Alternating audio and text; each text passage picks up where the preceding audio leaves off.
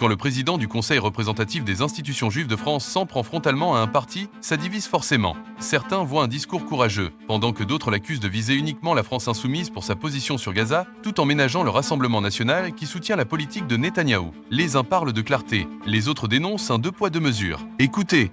Est-ce que vous mettez un signe égal d'ailleurs entre le Rassemblement national et LFI?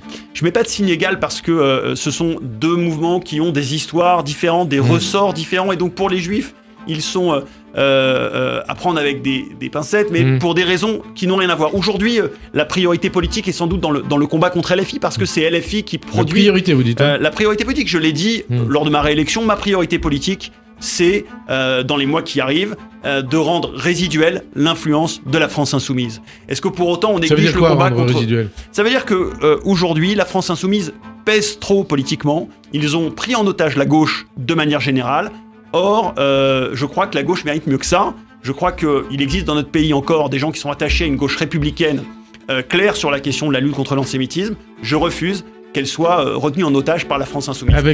Mais ça ne veut pas dire pour autant que la réponse passe par le Rassemblement national. On a toujours été clair sur cette question. On va en parler. Alors, vous avez entendu? Depuis cette déclaration, certains l'accusent de régler ses comptes avec LFI, d'autres y voient un rempart contre l'antisémitisme. Et vous en pensez quoi?